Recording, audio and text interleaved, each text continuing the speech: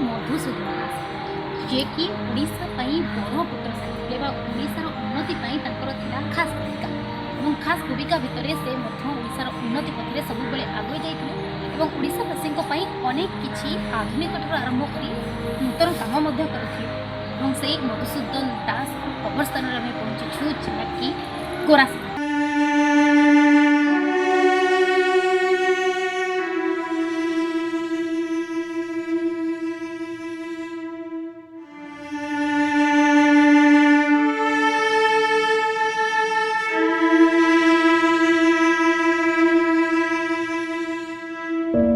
उत्कल गौरव मधुसूदन दास कटक जिला सत्यभामापुर 28 अप्रैल 1848 जन्म ग्रहण करथिले। से एकाधार जड़े स्वाधीनता संग्रामी ओडिया भाषा आंदोलन मुख्य पुरोधा और कवि थिले।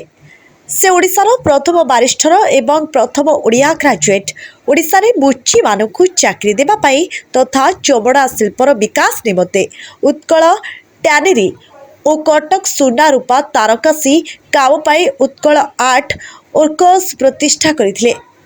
आगरू जो स्थान अधा पंतुरिया पड़ता ताहा चलचंचल हो पड़ी। सरकार रूपांतरीकरण में नुआ रूप तैयारी होईछि पार्क सुविधा रही बेले सुंदर सुंदर फूल गछ सांगकु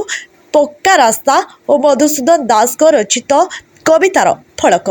जो समस्ते मधुबाबू विषय अधिक जानीपर। तेबे आसतु देखिबा केमिति रही गोरा कबर।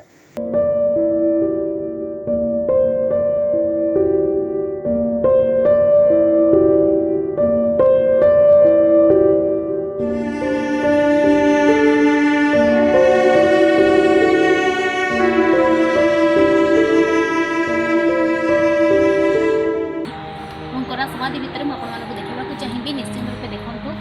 मधुसूदन दास समाधि जहाँकि प्रभांतर पड़ा कौन लोक भी यहाँ आसुन लोक मान परिचित जो कर परिचित जो चिन्ह मुह रही है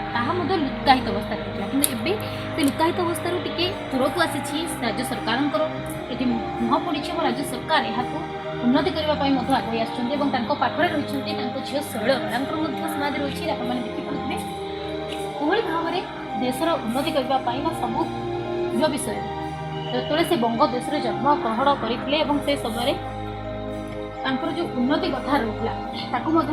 फलक से सबकि वर्णना रही कि झील ओडार नारी शिक्षार प्रचार प्रसार आगे आसते जो झील ना शैलबाला कॉलेज निर्माण होती केवल वोमेन मैंने ही पढ़ुं झील मान उच्च शिक्षा जो उन्नति करने महिला मैंने किभली भाव समाज में आगक बढ़े और समाज में प्रतिष्ठित हो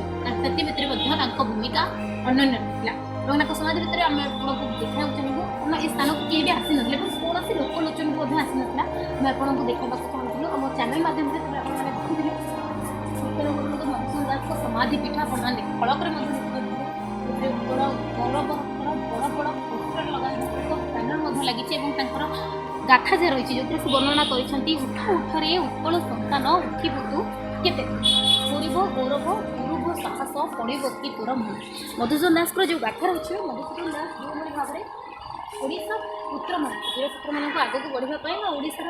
पुत्र मैंने जो मैंने कि आगक बढ़ुना साहसर सहित सामना करूँ बाहर करने आगक बनापी भूमिका किभली भाव रही है जो समाज में पुरुष मैंने रही बढ़ापी आगक प्रोत्साहन भूमिका अनन्य था। आपने देखते कि भाव में मधुसूदन दास समाधि पीठ और विषय मुझे कहती सहित अनेक कथा आपने शुणी जानी और समाधि को कितने सुंदर भाव सरकार देखिए पाखे के पार्क रही है लोक मैंने शांति बसापी सीट बड़ बड़ फूल गछ आसतु और निहत रूप आपको शांति लगे बहुत किसी शिखे और बहुत किसी ज्ञान रही मधुसूदन समाधि पीठ केते सुंदर रही है किभली भाव दृश्य रही है निश्चय जन और देखिए निहत रूप चैनल को सब्सक्राइब करेंगे। नमस्कार।